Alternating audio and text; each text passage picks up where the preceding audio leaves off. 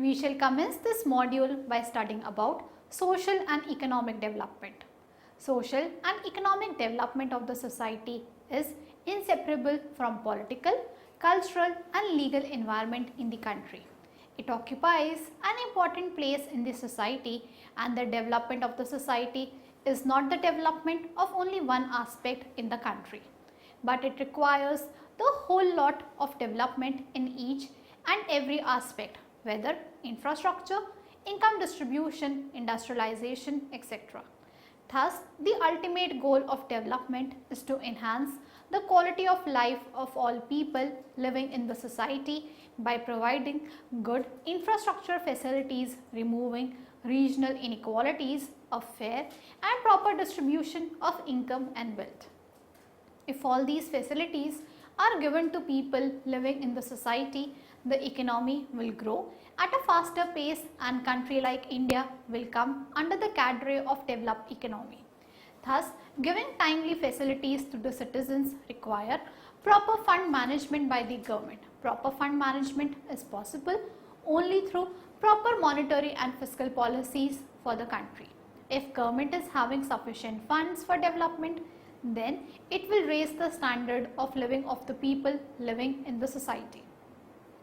Thus, a proper formulation of stabilization policies by the government is very necessary, because the whole round development of the economy which rests on stabilization policy, because through these policies government used to generate more and more funds which is being spent on the welfare of the society. After studying this module, you shall be able to know about the infrastructure facilities, learn the concept of distributional inequality, identify the regional imbalances in the country, evaluate the effect of regional imbalance on stabilization policy, analyze the types of distributional inequality. We will now discuss the effect of infrastructural facilities on stabilization policy. The development of a country's infrastructure is vital for the growth in all sectors of the economy. Infrastructure refers to systems and facilities given to the people living in a country, area or city, and these facilities are necessary for the economy to function in a proper manner. According to Keynes, the word infrastructure was exclusively used to describe public assets that facilitate production, but not private assets of the same purpose. Thus, a sound infrastructure serves as the foundation and key in the socio-economic development of the economy. A good infrastructure base in the country can quicken the development of the economy at a faster rate, and a weak infrastructure can hamper the development of the economy.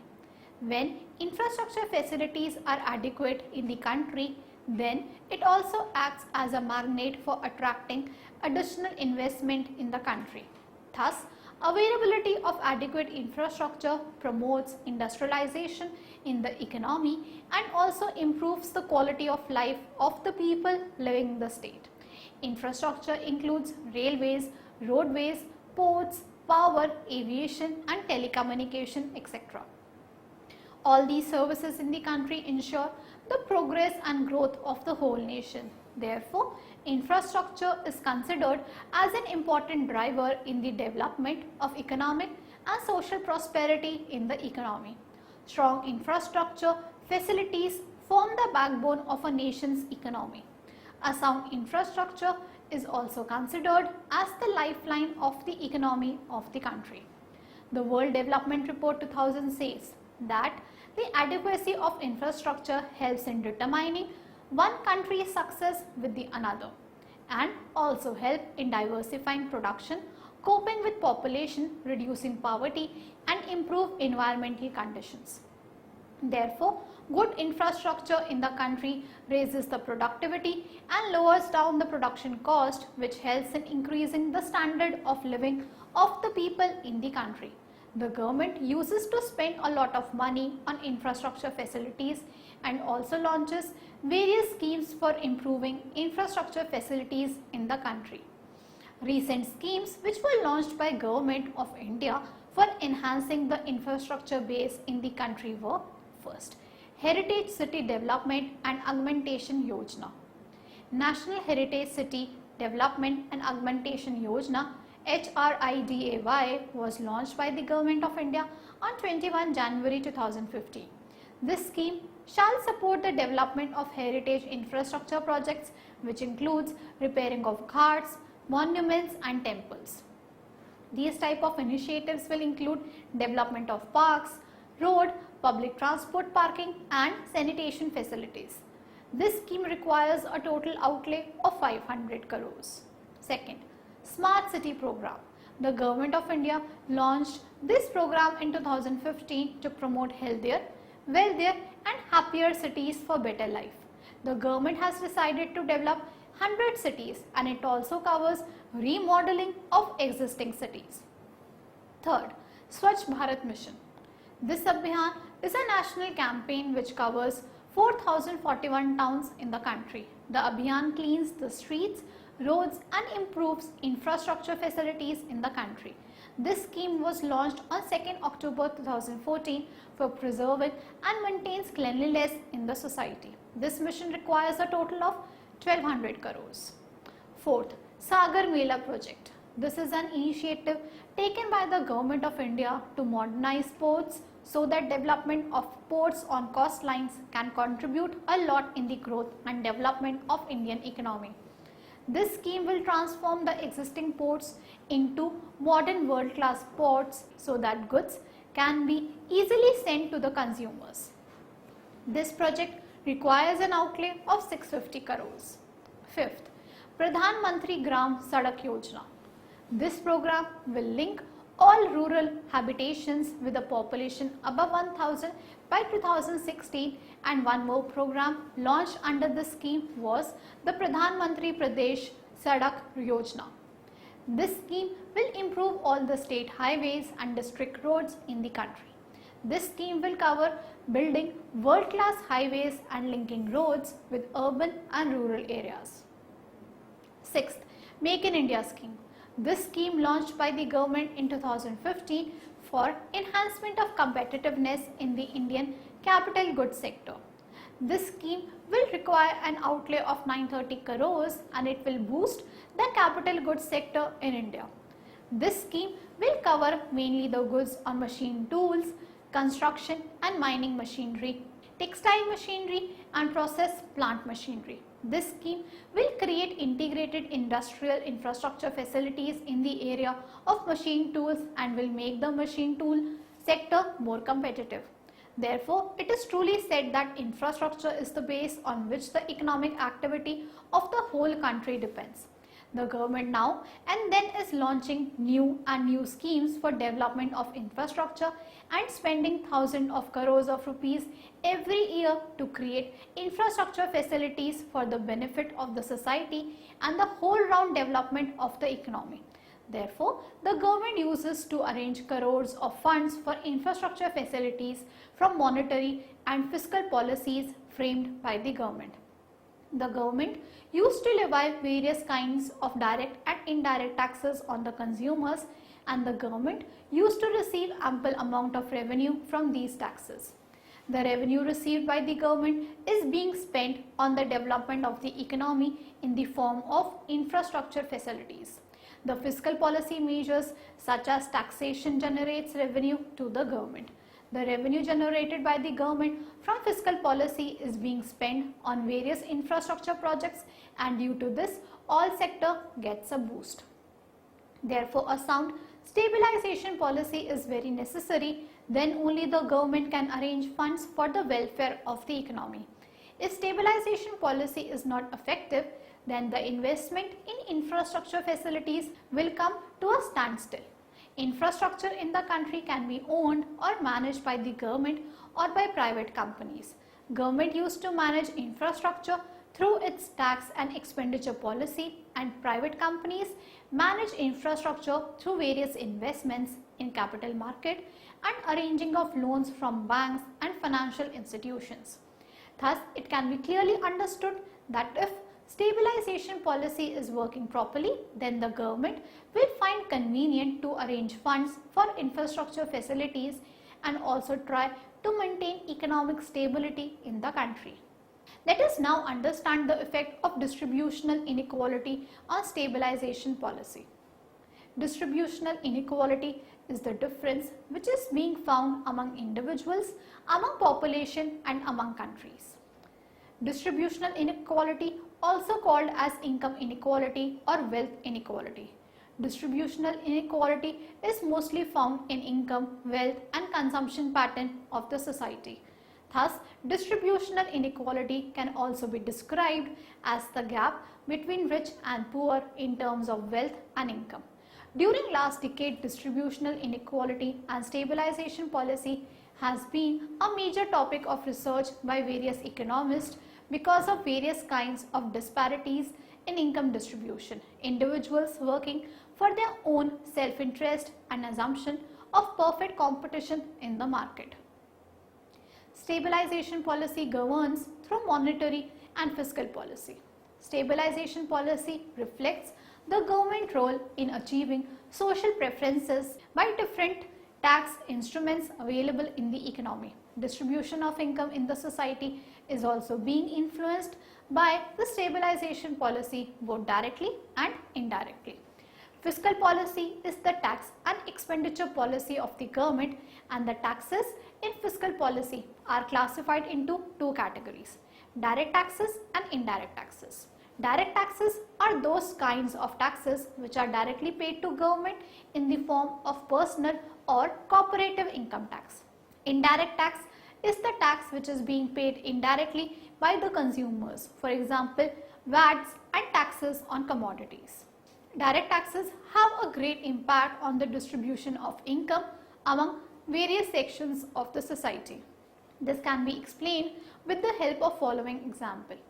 If government start levying more and more taxes on the weaker sections of the society, then the weaker section will have to pay more, which will create economic inequality in the country. So the government, while framing the tax policy, used to levy more taxes on the rich class and give various tax concessions and subsidies to middle and lower class, so that there should be no disparity in income and wealth among various sections of the society.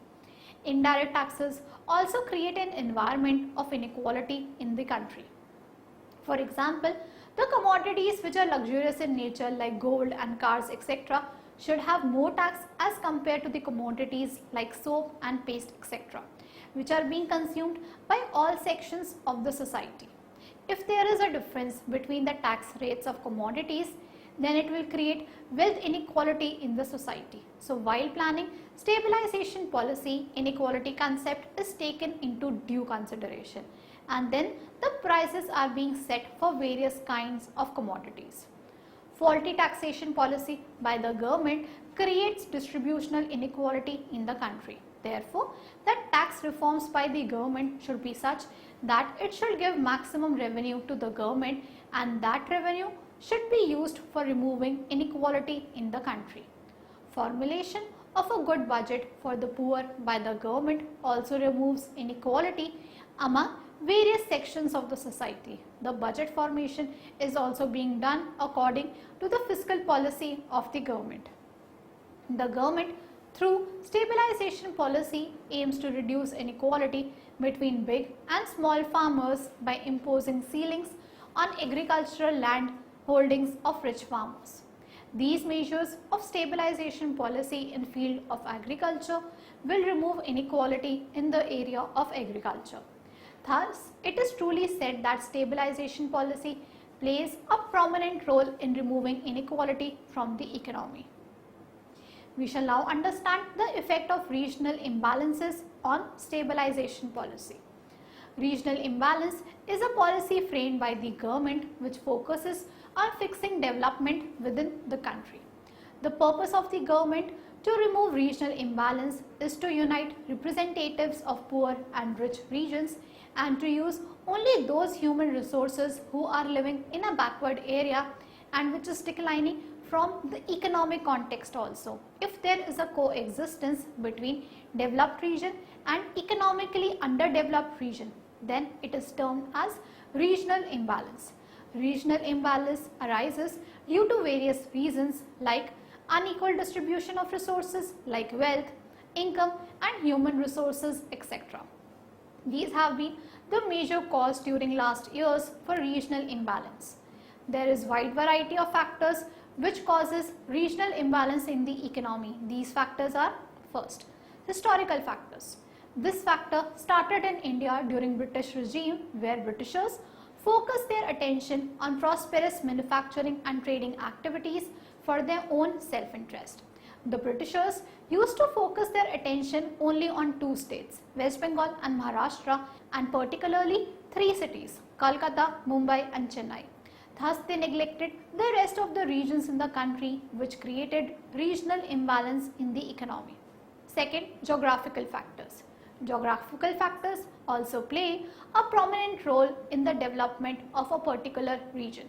The difficulty arises due to dense forest, hills and rivers, which increases the cost of any development project in these areas. Due to inaccessibility of resources, most of the regions in Uttar Pradesh, Himachal Pradesh and Jammu and Kashmir are still backward. Third, lack of economic overheads. Economic overheads comprise of transport and communication, technology, banking and insurance, etc. are considered essential for the development of any particular region. Some regions are developed due to adequacy of economic overheads like metro, but some regions remain backward due to inadequacy of economic overhead like northeast region and some parts of UP and Bihar. Fourth, failure of the planning mechanism. Some states got preferential treatment during the formulation of 5-year plans and some were neglected during the plan period, which created regional imbalance in the economy. Fifth, lack of growth of small scale industries in backward states. Though government focuses their attention on major industrial projects of public enterprise in areas like Jamshedpur and Raulkela, but still they are lacking behind because of absence of small scale and ancillary industries. Thus, these were the major factors which creates regional imbalance in the country, but factors like unemployment, inflation, political instability also creates regional imbalance in the economy. To remove regional disparities in the country, all rest on the proper stabilization policy of the government. Government needs fund for establishment of any industry or arranging of any overhead in a particular area, and government used to generate and plan about their funds from the tax and expenditure policy and monetary policy formulated for the country. Thus, the stabilization policy should be such that there should be equal distribution of financial resources to each and every state. So, there is development in each and every region in the country. The state and the central government also give tax concessions and interest-free loans for the development of a particular region. And giving interest-free loans depends on the monetary policy where interest rate structures are being decided. Banks also give financial assistance for the development of a particular region, and banks used to manage their financial resources through monetary and fiscal policy framed by the government. Progressive and capital gain tax in a particular will also help in removing regional disparity from the economy. Thus, it is truly said that regional imbalances are also taken into consideration while framing a stabilization policy for the country. Let us now summarize what we have learned so far. Social and economic development of the society is inseparable from political, cultural and legal environment in the country. It occupies an important place in the society, and the development of the society is not the development of only one sector in the economy, but it requires the whole lot of development in each and every sector, whether infrastructure, income distribution, industrialization, etc. The development of a country's infrastructure is vital for the growth in all sectors of the economy. Infrastructure refers to systems and facilities given to the people living in a country, area or city, and these facilities are necessary for the economy to function in a proper manner. Distributional inequality is the difference which is being found among individuals, among population and among countries. Distributional inequality, also called as income inequality or wealth inequality. Distributional inequality is found mostly in income, wealth and consumption pattern of the society. Regional imbalance is a policy framed by the government which focuses on fixing development within the country. The purpose of the government to remove regional imbalance is to unite representatives of poor and rich regions and to use only those human resources who are living in a backward area and which is declining from the economic context also. Thank you.